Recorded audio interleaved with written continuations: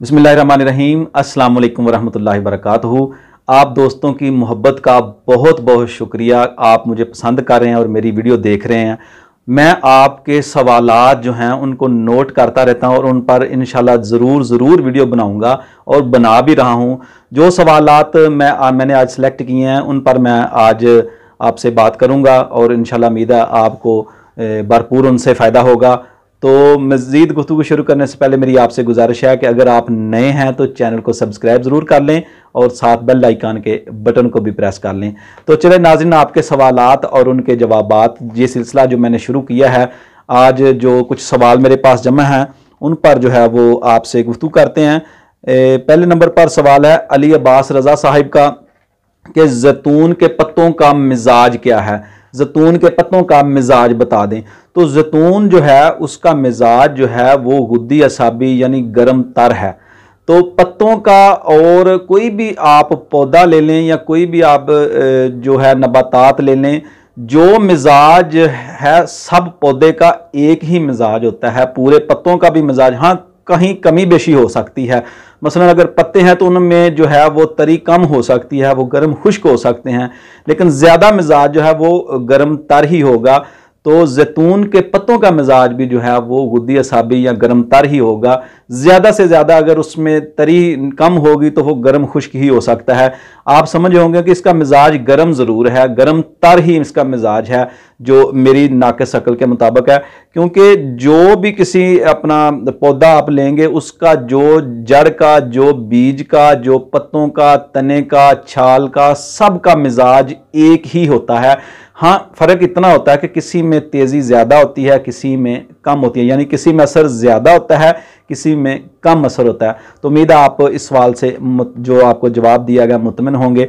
दूसरे नंबर पर वसीम मलिक साहब का सवाल है कि बलगम की वजह से सांस बंद हो जाता है, तबखीर की वजह से सांस बंद हो जाता है, तो इसका इलाज बता दें। तो अगर तो बलगम जो है वो आसानी से के साथ खारिज हो रही है और पतली बलगम है, उसका कलर जो है वो सफ़ेद है, तो ये असाबी तहरीक है, असाबी उज़लाती तहरीक है। तो ऐसे मरीज़ के लिए उज़लाती गुद्दी ग़िज़ा जो है वो बहुत ही बेहतरीन ग़िज़ा है। तो उसके साथ उज़लाती गुद्दी कावा जात जो है वो बेहतरीन है, उससे जो है वो बलगम जो है वो सौदा में तब्दील हो जाएगी और अल्हम्दुलिल्लाह मसला आपका ठीक हो जाएगा।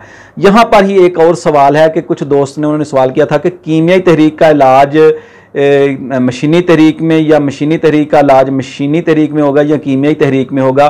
तो इसका जवाब ये है कि मर्ज़ की कंडीशन पर बाज़ मरीज़ ऐसे होते हैं जो असाबी उज़लाती तहरीक के मरीज़ होते हैं, जो जहाँ जो है वो मर्ज़ की कंडीशन अलामात शिद्दत इख्तियार कर चुकी होती हैं।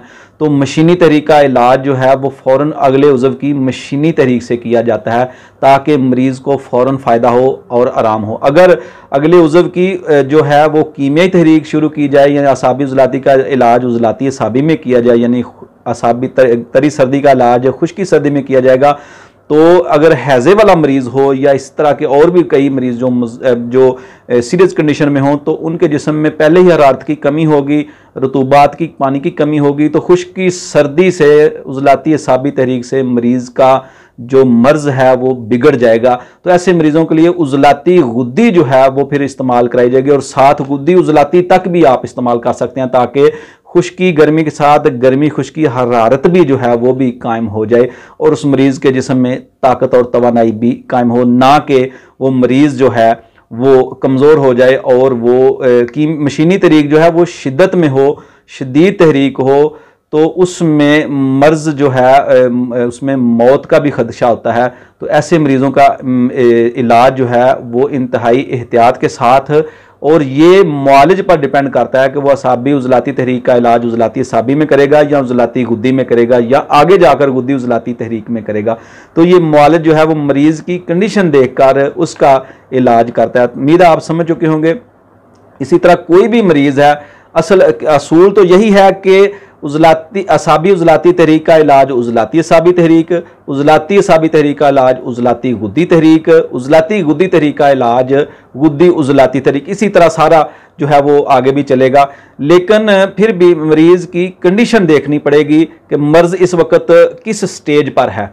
इस पर इंशाल्लाह तफसील के साथ वीडियो बनाएंगे जो आपको इंशाल्लाह पसंद आएगी कि असाबी उज़लाती तहरीक का इलाज उज़लाती गुद्दी में क्यों किया जाता है या गुद्दी उज़लाती में जाकर क्यों किया जाता है।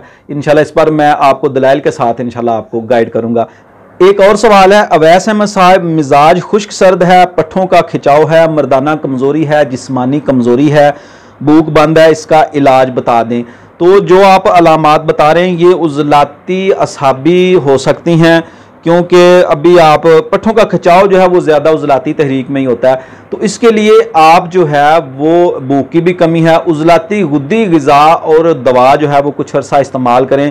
इंशाल्लाह उम्मीद है कि उससे जो है कुव्वतें कमज़ोर होगी, पट्ठों का खिंचाव भी बेहतर होगा। उज़लाती गुद्दी से बाद में गुद्दी उज़लाती शुरू कर लें और एंड पे जाकर गुद्दी असाबी शुरू करें, यानी तहरीक को आप आगे की तरफ लेकर जाएं, मिजाज को आगे की तरफ कन्वर्ट करें, चेंज करें, तहरीक दें, उज़व को तहरीक दें। यानी अगर आपकी उज़लाती तहरीक है, कल्ब उज़लात में तेज़ी है तो आप जिगर और गुदद को तेज़ करें। अगर कल्ब उज़लात में उज़लाती असाबी कीमियाई तहरीक है तो इसका इलाज उज़लाती गुद्दी मशीनी तहरीक पैदा करें कुछ अर्सा तक, उसके बाद गुद्दी उज़लाती तहरीक और फिर गुद्दी असाबी। इंशाल्लाह आपकी कुव्वतें भी बहाल हो जाएंगी, खिंचाव भी दूर हो जाएगा और भूख भी बेहतर हो जाएगी।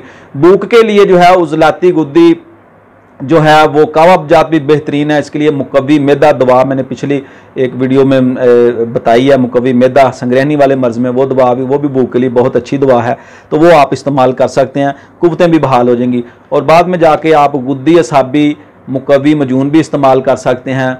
इंशाल्लाह उससे जो है वो सूरत इंजाल, रिकत और कुव्वतें भी बहाल हो जाएंगी, वो भी मसला आपका ठीक हो जाएगा। शाहनाज साहिब, सर जी गुद्दी असाबी यानी मशीनी तहरीक में मादा बनता और खारिज होता है, तो मुझे इसकी समझ नहीं आई कि आपका सवाल क्या है कि गुद्दी असाबी तहरीक में मादा बनता है, मादा से मुराद आपकी मादा मनविया है। तो मेरे भाई मादा मनविया हर तहरीक में पैदा होता है, तो इस जो आप समझ रहे हैं शायद वो आपको समझने में गलती हो रही है।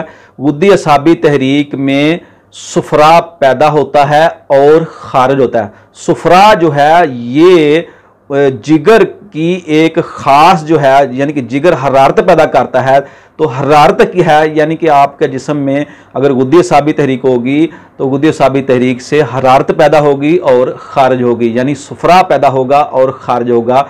इससे मादा मनविया का कोई तल्लुक नहीं है। उम्मीद आप समझ चुके होंगे।